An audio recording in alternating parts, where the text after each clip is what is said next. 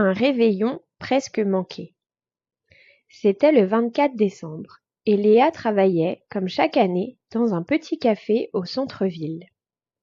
Depuis le matin, elle se sentait pleine d'énergie et d'impatience, car le soir, elle devait retrouver sa famille pour fêter le réveillon de Noël. Elle avait déjà préparé ses cadeaux, sa bûche de Noël et même une petite surprise pour son petit frère. Dans un coin du café, une femme âgée était assise depuis longtemps.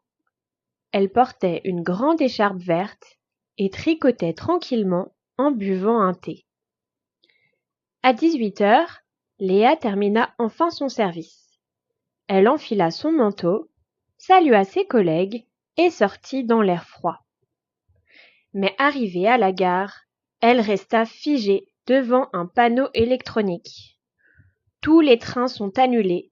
Un arbre est tombé sur la voie. Son cœur se serra. Sans train, elle n'avait aucun moyen d'arriver chez ses parents, qui habitaient à 40 kilomètres. Pas de bus, pas de taxi disponible, et il neigeait trop pour marcher. Elle s'assit sur un banc, déçue. C'est alors qu'elle aperçut la dame à l'écharpe verte qui marchait vers elle. « Vous allez bien, ma chère ?» demanda la vieille dame. « Pas vraiment, je dois rentrer chez ma famille, mais les trains ne fonctionnent plus. » La dame sourit doucement.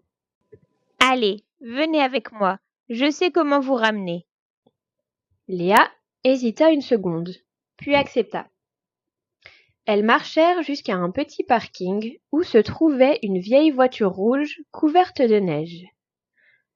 À l'intérieur, il faisait chaud et ça sentait la cannelle. Pendant le trajet, la dame lui raconta des souvenirs de Noël, les repas préparés avec sa mère, les chansons autour du feu, les cadeaux faits à la main.